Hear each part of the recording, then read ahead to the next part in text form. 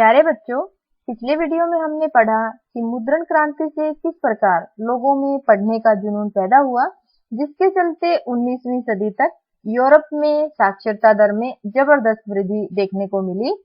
मुद्रण क्रांति से एक नया पाठक वर्ग भी तैयार हुआ, जिसमें महिलाएं, बच्चे और यहाँ तक कि मजदूर भी शामिल हुए। बच्चों, दो तरह के बदलाव एक साथ पढ़ रहे हैं हम।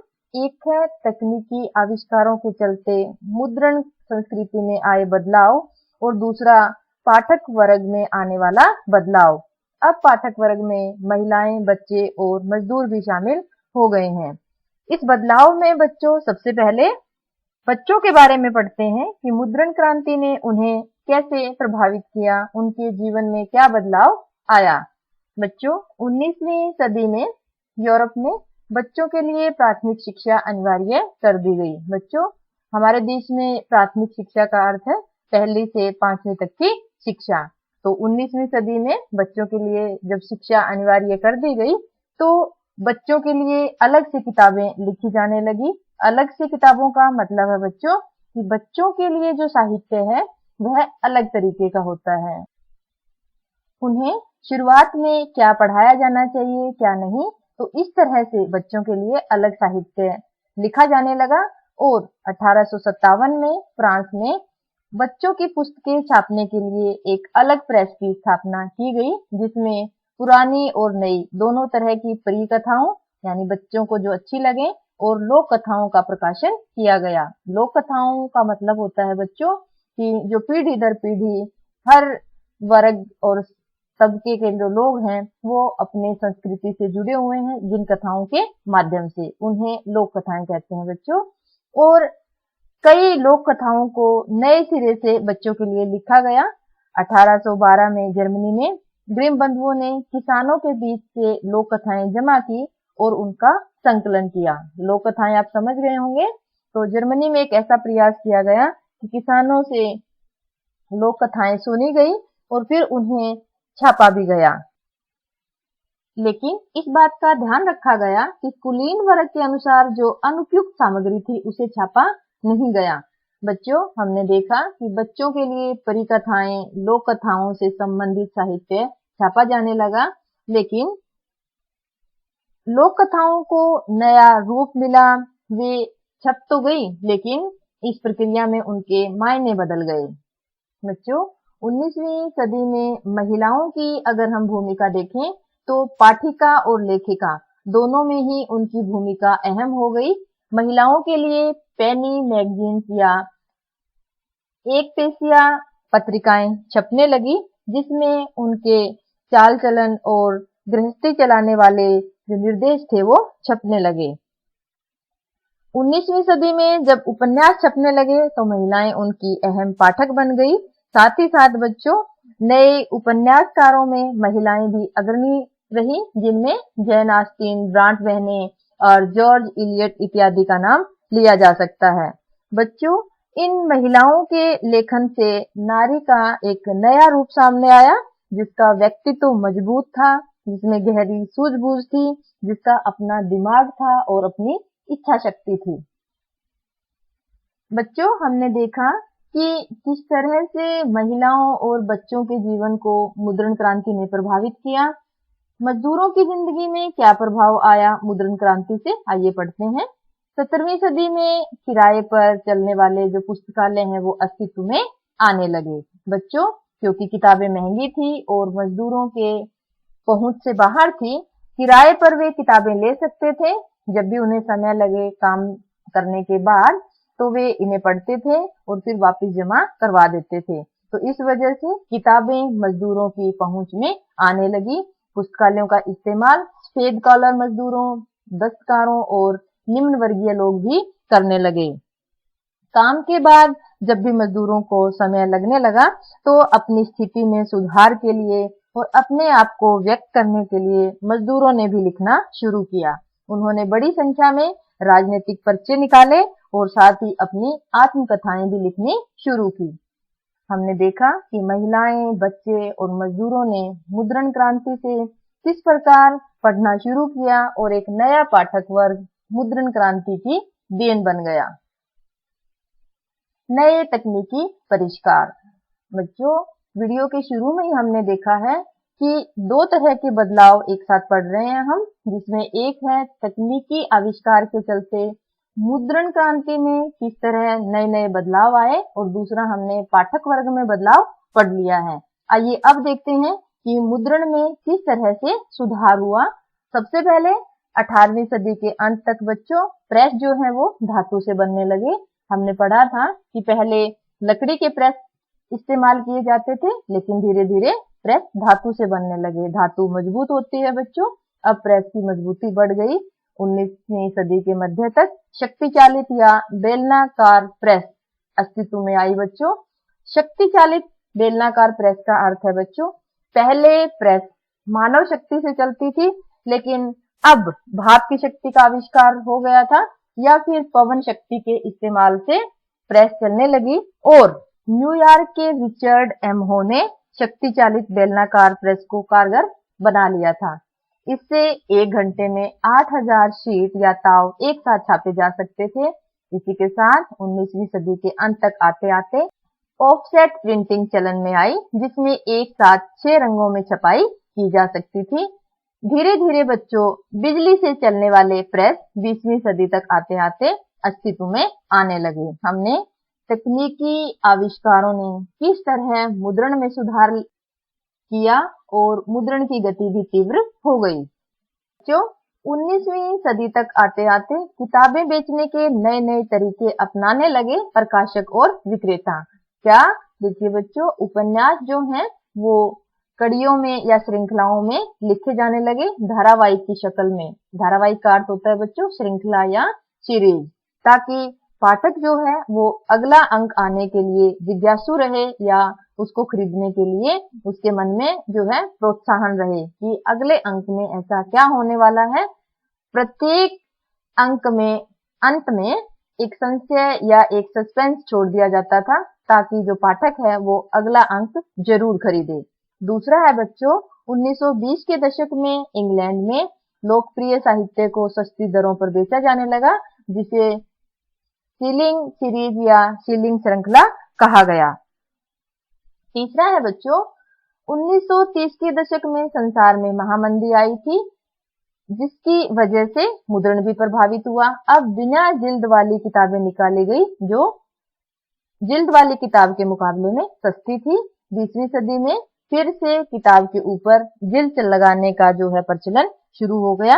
जिल्द का आवरण या डस्ट कवर जिसे कह सकते हैं, वो 20वीं सदी की जो तकनीकी आविष्कार में शामिल हो गया। भारत में मुद्रण का जो प्रसार है वो कैसे हुआ? अभी तक हम यूरोप में पढ़ रहे थे बच्चों, तो मुद्रण युग आने से पहले भारत में पांडुलिपियां ही लिखी जाती थी। पांडुलिपि होती है बच्चों हाथ से लिखा जाने वाला ग्रंथ।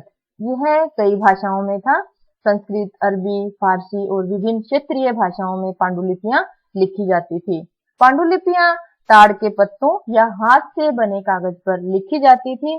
बच्चों, पांडुलिपियां सुरक्षित रखने के लिए उन्हें तख्तियों की जिल्द या सील बंद करके रखा जाता था, ताकि वे सुरक्षित रहें और उनकी उम्र बढ़ जाए।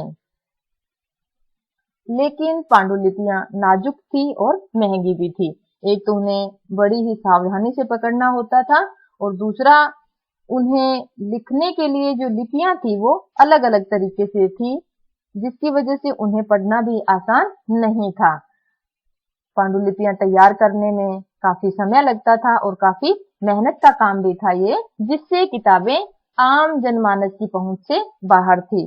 बच्चों, बंगाल में अंग्रेजों के शासन से पहले ग्रामीण क्षेत्रों में प्राथमिक पाठशालाएं थी, जिनमें आमतौर पर विद्यार्थी किताबें नहीं पढ़ते थे। अध्यापक जो हैं अपनी याददाश्त से किताबें सुनाते थे और विद्यार्थी उन्हें लिख लेते थे। इस तरह कई सारे लोग बिना किताब पढ़े ही साक्षर बन जाते थे। छपाई भारत में आई। छपाई भारत में बच्चों 16वीं सदी में गोवा में पुर्तगाली धर्म प्रचारक लेकर आए। आप सबको याद ही होगा कि 1498 में गोवा में पुर्तगाली पहुंचे थे। सबसे पहले जो पुर्तगाली आया था वह था वास्को डी गामा, और उसके बाद पुर्तगाली धर्म प्रचारक भारत में आए 16वीं सदी में। जेसुइट धर्म प्रचारकों ने कोंकणी भाषा सीखी, दक्षिणी भारत की बात कर रहे हैं हम बच्चों, और उन्होंने बहुत सारी किताबें छापी। 1674 में कोंकणी और कन्नड़ भाषाओं में लगभग 50 किताबें छापी गई। कैथोलिक पादरियों ने, बच्चों हमने यूरोप में 2 धर्म पढ़े हैं जब हम मार्टिन लूथर किंग के बारे में पढ़ रहे थे। तो मार्टिन लूथर किंग ने कैथोलिक चर्च की आलोचना की थी और प्रोटेस्टेंट धर्म सुधार आंदोलन चलाया था। तो ये दोनों धर्म आपको याद रखने हैं, कैथोलिक चर्च और प्रोटेस्टेंट धर्म। कैथोलिक पादरियों ने 1579 में कोचीन में तमिल भाषा की पहली पुस्तक छापी।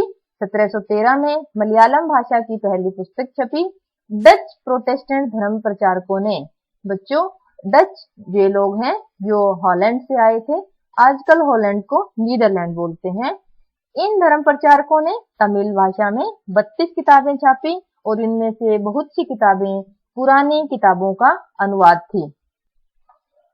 बच्चों हमने पढ़ा कि 16वीं सदी में गोवा में पुर्तगाली धर्म प्रचारक भारत में छपाई लेकर आए। विभिन्न भारतीय क्षेत्रीय भाषाओं में साहित्य छपने लगा, लेकिन अभी तक साहित्य अंग्रेजी भाषा में नहीं छापा जाने लगा था। 17वीं सदी में ईस्ट इंडिया कंपनी द्वारा अंग्रेजी भाषी प्रेस का आयात किया गया और 1780 में जॉन अगस्टस हिक्की ने एक साप्ताहिक पत्रिका बंगाल गजट का संपादन करना शुरू किया। बच्चों यह पत्रिका भारत में औपनिवेशिक शासन से स्वयं को आजाद बताती थी और इसे अपनी स्वतंत्रता पर गर्व भी था। हिक्की काफी विज्ञापन छापता था और दासों की बिक्री से जुड़े हुए इश्तिहार भी छापता था।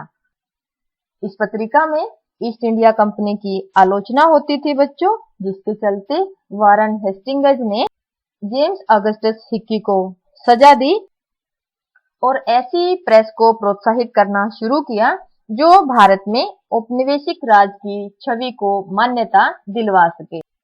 बच्चों हमने देखा कि ईस्ट इंडिया कंपनी के अंग्रेजी भाषी प्रेस के आयात के बाद भारत में किस तरह से परिवर्तन आए। साथ ही कई सारी पत्रिकाएं, पत्र पत्रिकाएं भारत में छपने लगी। हिंदुस्तानी भी अपने अखबार छापने लगे। गंगाधर भट्टाचार्य ने बंगाल गजट के नाम से अपना पहला भारतीय अखबार छापा। बच्चों मुद्रण प्रेस भारत में आई और इस प्रेस से धार्मिक सुधार और सार्वजनिक बहसों का क्या स्वरूप रहा, आइए पढ़ते हैं। यह वह समय था जब समाज, धर्म सुधारक और हिंदू रूढ़िवादियों के बीच बहस के चलते विधवादा, एकेश्वरवाद, ब्राह्मण पुजारी वर्ग और मूर्ति पूजा जैसे मुद्दे खूब उछले और इन्हीं मुद्दों को लेकर जो वाद विवाद और बहस हो रही थी और आम जनता के जो विचार थे बच्चों, उन्हें पुस्तकों और अखबारों में जगह मिली। हिंदू धर्म के रूढ़िवादी विचारों की आलोचना करते हुए 1821 में राजा राम मोहन राय ने संवाद कौमुदी प्रकाशित करना शुरू किया। हिंदू रूढ़िवादियों ने इसके जवाब में समाचार चंद्रिका नामक पत्रिका निकाली। 1822 में फारसी में 2 अखबार शुरू हुए, जाम-ए-जहांनामा और शमसुल अखबार।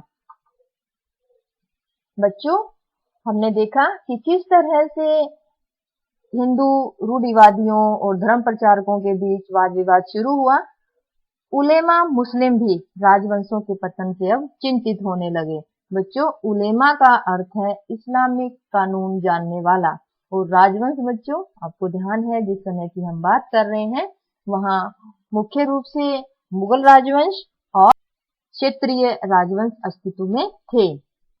औपनिवेशिक शासन स्थापित होने से उलेमा वर्ग को यह लगने लगा कि अब जो है धर्म में परिवर्तन आएगा, लोग धर्म बदलना शुरू करेंगे और मुस्लिम कानून भी बदल जाएगा। इसके लिए उन्होंने सस्ते लिथोग्राफी प्रेस का इस्तेमाल करते हुए धर्म ग्रंथों के उर्दू और फारसी अनुवाद छापे, धार्मिक अखबार और गुटके भी निकाले। गुटके बच्चों इश्तिहार या पंपलेट। देवबंद सेमिनरी 1867 इसमें बच्चों मुसलमान पाठकों को रोजमर्रा का जीवन जीने का सलीका और इस्लामी कानून को समझाने का कोशिश की गई और साथ ही हजारों फतवे भी छापे गए। फतवा होता है बच्चों जब असमंजस की स्थिति होती है और इस्लामी कानून को जानने वाले विद्वान, मुख्य रूप से मुफ्ती, जिस प्रकार की वैधानिक घोषणा करते हैं वह फतवा कहलाता है। तो कई फतवे भी जारी किए गए देवबंद सेमिनरी द्वारा। सेमिनरी का अर्थ होता है बच्चों ऑर्गेनाइजेशन। 19वीं शताब्दी में कई इस्लामी संप्रदाय और सेमिनरी पैदा हुए। समय हिंदुओं में स्थानीय, ये मिसप्रिंट हो गया बच्चों मेरे से, स्थानीय भाषाओं में धार्मिक पढ़ाई पर बल दिया जाने लगा। धार्मिक पढ़ाई का मतलब है बच्चों जिसका विषय धार्मिक हो। 1810 में कलकत्ता में तुलसीदास द्वारा 16वीं सदी में लिखित रामचरितमानस की छपाई हुई। 1880 के दशक के लखनऊ के नवल किशोर प्रेस और बंबई के श्री वेंकटेश्वर प्रेस ने आम बोलचाल की भाषाओं में धार्मिक ग्रंथों को छापा। बच्चों हमने देखा कि इस समय तक धार्मिक पुस्तकें बड़ी तादाद में लोगों की पहुंच में थी, जिसके चलते विभिन्न धर्मों के बीच और उनके अंदर जो वाद विवाद की एक नई स्थिति बनी थी। इसी के साथ साथ एक ऐसी स्थिति भी बनी जिसमें समुदायों को, भारत के विभिन्न हिस्सों को एक दूसरे से जोड़ने का काम भी किया। मुद्रण क्रांति भारत में आई और किस तरह से भारतीय समाज में परिवर्तन हुआ यह हमने देखा। बच्चों अगले वीडियो में हम देखेंगे कि प्रकाशन के नए रूप क्या थे और प्रेस पर प्रतिबंध लगाने से भारतीय जनता पर क्या प्रभाव पड़ा। आशा है आपको ये टॉपिक समझ आ गए होंगे। धन्यवाद।